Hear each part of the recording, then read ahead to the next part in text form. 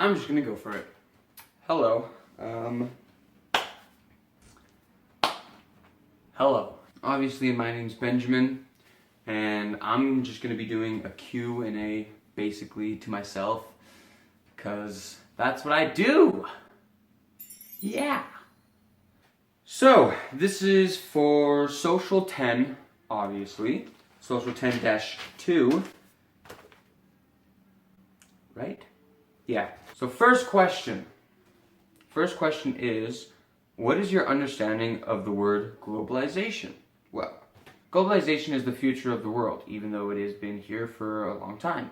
Globalization is the act of bringing the world closer together, whether that's through tech or mobility or any other way. It is such an amazing tool that if used properly and right, it can be so useful. We can share ideas, power, goods, materials, movies, and so much more from all over the world. If we learn to accept the other people and their cultures, then globalization can be the best thing that the world is yet to have. Yeah. Question 2. Question 2 is, what is the most significant lesson from the period of historical globalization that you think all people should know? The most important lesson we as a human species can learn is that when you're expanding to other countries and cultures, expect a lot of new and different experiences that you cannot tame.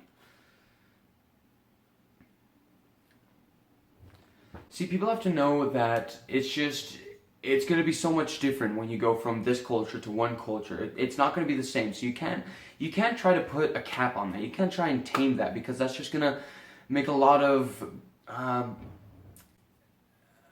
be ready to experience new things and try not to tame that. It's a whole different culture that you're trying to tame and trying to put a cap on, that you're trying to like stop from happening. You can't do that. Trust me, that's not gonna work. It just doesn't work that way. Expect to find weird stuff and learn to accept people, learn to understand people. It was just like how Canada tried to change the First Nations with the residential schools, or how they had this white man's burden and stuff, where it just takes a lot more effort, and it's not really fun. Okay, question 3. Yeah.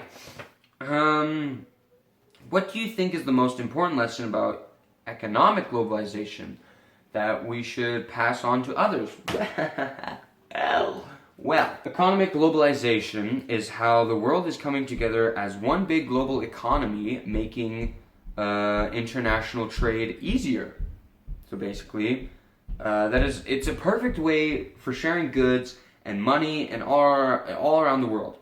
But one thing we should note when we're dealing with economic globalization is people, they cannot be selfish with this. Once people start being selfish, the rest of the world will suffer. The reason being is because, like you see it how it is today, where America and like Canada, these first world countries, we're more developed and stuff, and we're kind of selfish with our goods and all that. And these third world countries, they're suffering from all of our selfishness. So if the world stops being selfish, then, we can be a lot better as people. Yeah. See, the thing is, if we stop being selfish, which I know that's like a big thing to ask, but if we stop being selfish, then, your life and people's lives, their quality of life gets much better. It does, because you start seeing things in new perspectives. You start seeing other people, and you try to help them more, and just by helping them, that helps you in return.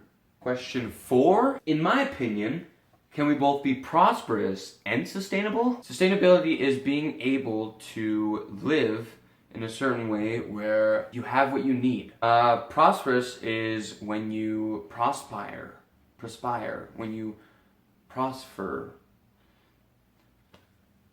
So sustainability and prosperous, they go hand in hand basically. What does prosperity mean to me? Yeah, it just means being able to live, being able to enjoy life, being able to get what you need and get what you really need in life. Yeah, prospering. I mean, you can go on for generation, and like you will prosper. Yeah, I'm using prosper a lot, even though there's a definition. Can we be both? Definitely. Since these two things basically go hand in hand, in order for us to be prosperous, I'm not even saying this right, am I? We have to be sustainable. So we have to be able to hold our own, and once we can hold our own, we can have a prosperous life. And the only way we can hold our own is if we hold our own together as a human species, as mankind, as Homo sapiens. We need to be together on this planet so that we can work together, and just that's the only way we can prospire. Okay, we're good. Question 5. What did you learn about yourself as you studied globalization? When I first started learning about globalization, I thought, like, this is such a great thing that I haven't learned yet. Like, what the heck? Why haven't I learned this? This thing is just happening all around us, in my world, in everyone else's world. And the main thing that I think about right now, off the top of my head, about globalization is music. I have a lot of favorite bands from all around the world. If globalization wasn't a thing, I would never have heard their songs, their albums, all of that. I wouldn't have. I just wouldn't. And that's a sad thing to think about. Because I love my music, gosh dang it. How could you use what you learned in this course to help you become a better global citizen? I feel like now that I know a lot about globalization and a lot of fast fashion and all that stuff, I feel like I'm going to be more sparing on what I buy and just like cautious on what I buy. I know that those people out there in the world, in those third world countries where they're making clothes for like cents an hour, like 18 cents an hour. I don't even know. But they're just not making a lot of money for how much they produce. And I realized that if fast fashion, if that's where it's going, then I don't want to support that. So I feel like if I do that, I think I'll be helping a little bit, hopefully. Question 6. What do you think skills like critical thinking and resiliency are important in our globalized world today? Please make sure you use evidence to support your answer. Wow. Well, for one, critical thinking, you need that in all situations, really. Because if you don't use critical thinking, you're probably going to go at something with such a short mind and such like a small perspective of what's happening that it's just going to blow up in your face most times. You need to be, if we're gonna perspire in this world, if we're gonna be sustainable, then we have to be thinking critically. We have to be thinking that way so that we can prospire. See, with critical thinking, I'll use an example. I feel that President Trump, he doesn't like to think critically. He likes to act on impulse, and he likes to act on the people's thoughts and feelings. He never really thinks critically, I believe, because, oh man, I don't even think America thought critically about their president. No, they didn't. That's my evidence, yeah. Resiliency, the capacity to recover quickly from difficulties or toughness.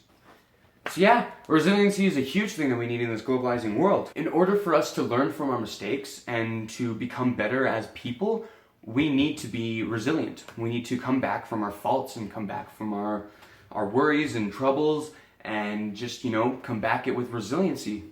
Come back with resiliency. I'm just gonna rack on America again. America can do that. America can be great again, as Trump always says. They can come back with resiliency, and maybe they can come back helping the world.